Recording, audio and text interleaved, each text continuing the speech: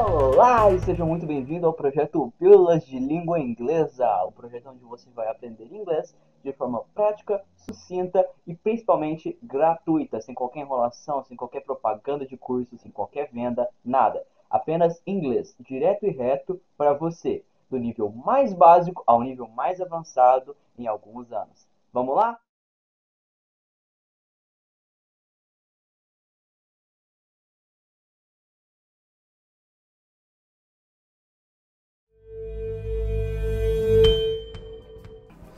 Hello guys, I'm back! Isso mesmo, eu estou de volta. Fiquei um pouquinho sumido, né? Acho que vocês sentiram falta de mim. Mas bom, agora estou de volta. Como vocês devem ter visto, eu tô com equipamento melhor, tô com o microfone, agora vocês conseguem me escutar muito melhor. E bom, vamos dar adiantamento. E bom, vamos dar adiantamento às nossas aulas, certo? Agora a gente vai passar. A gente estudou toda a estrutura de construção de uma frase. Agora a gente vai passar para os tempos verbais. Certinho? Bom, vem comigo nessa. Bom, primeiro de tudo a gente tem o simple present, ok? O presente perfeito, né? O presente simples. É o mais fácil, é o mais simples, é o mais introdutório. Então vamos começar por ele, é claro. Bom, how to write it, ok? Como escrever? Como escrever o presente simples? Bom, the simple present is made of the infinitive form, but without the to. O presente simples é feito da forma infinitiva, mas sem o to. Ou seja, o verbo na infinitiva, como por exemplo to write, é escrever.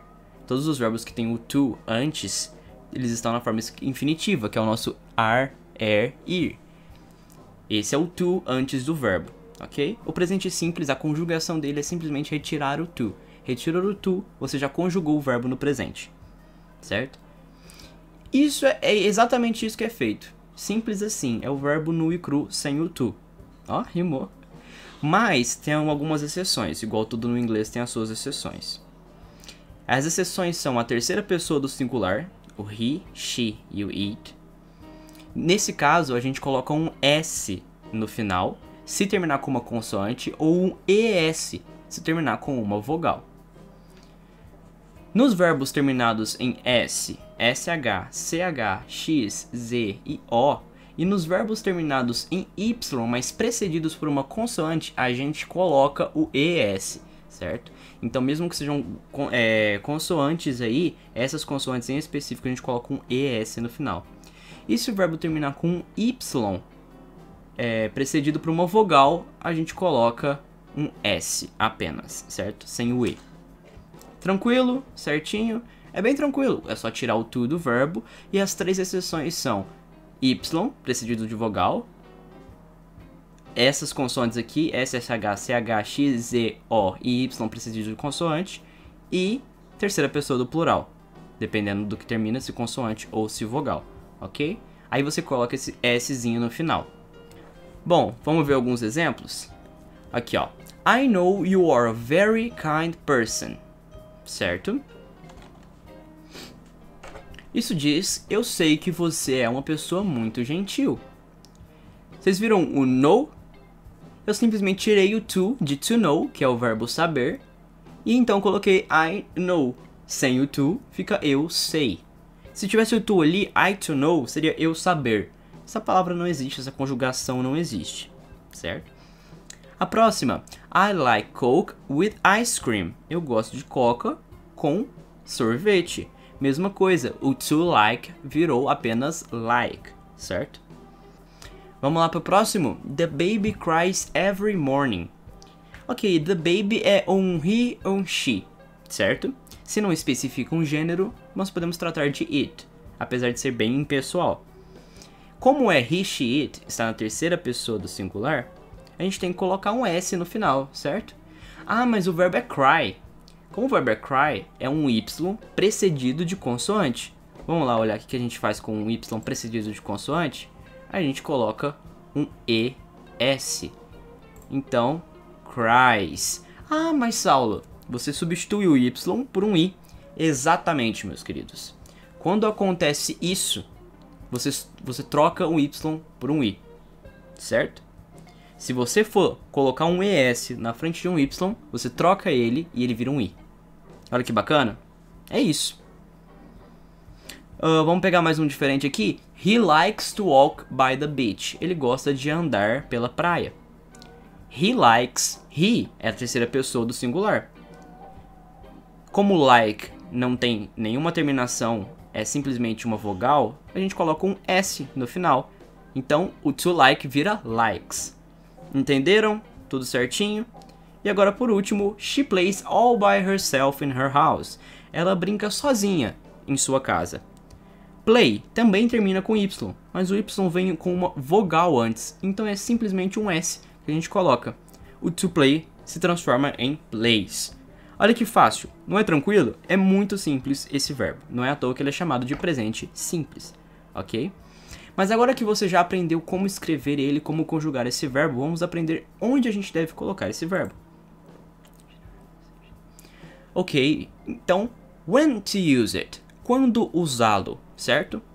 Well, the simple present is used to express usual actions, permanent truths, and generalizations.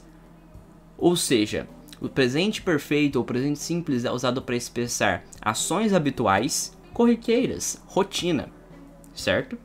Verdades absolutas, como por exemplo, se eu pegar uma caneta azul e falar, essa caneta é azul, eu estou falando no presente perfeito, certo?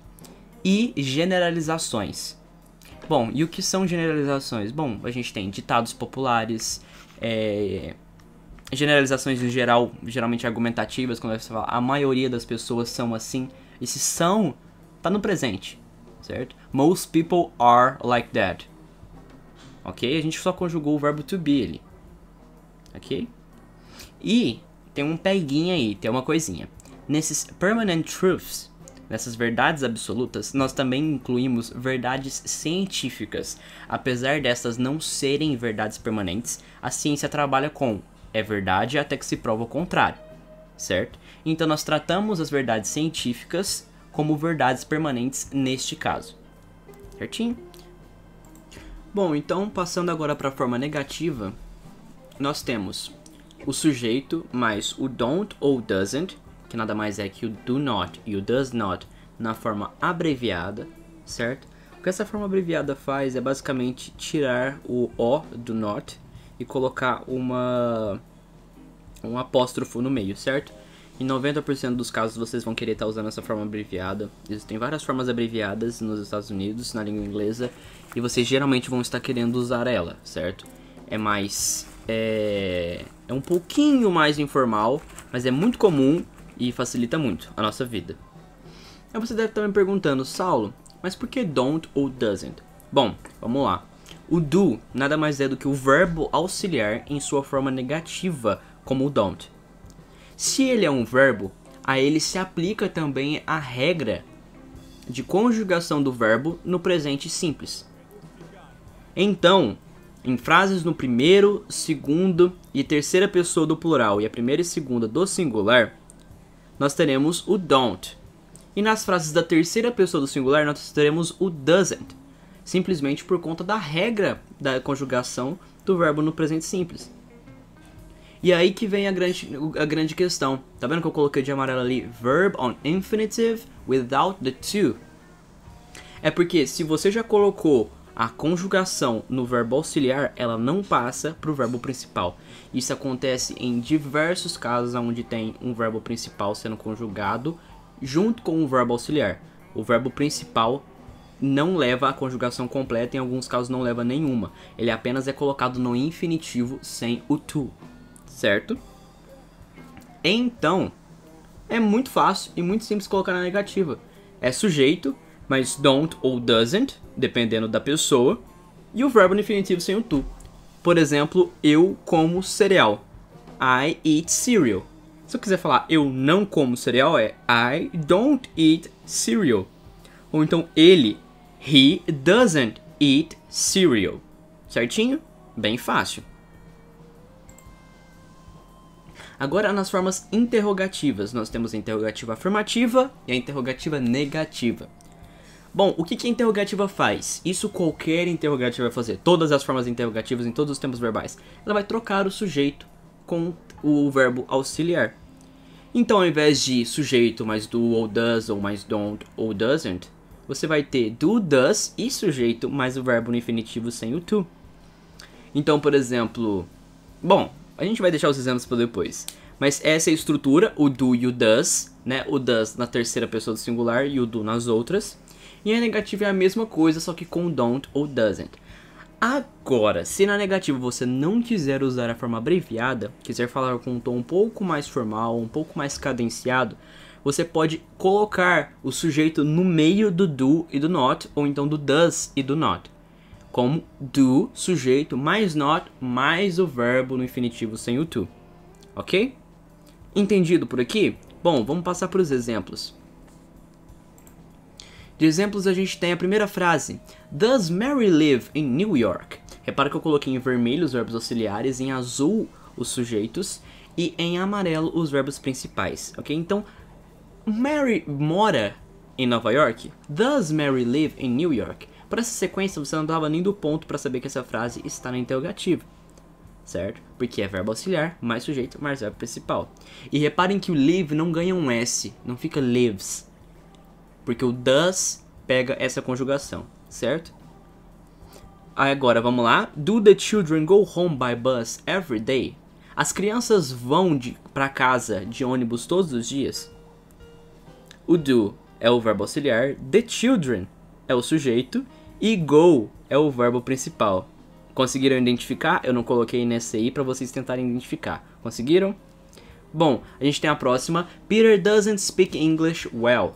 Peter, sujeito, doesn't, verbo auxiliar, do na negativa e na terceira pessoa, porque Peter é he. Speak English well.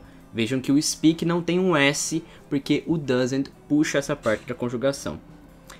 E agora os exemplos são todos iguais, exceto os dois últimos que eu queria mostrar a diferença entre o don't e o do not. Don't classes begin at 7 in that school? As aulas não começam às 7 naquela escola? E do classes not begin at 7 in that school?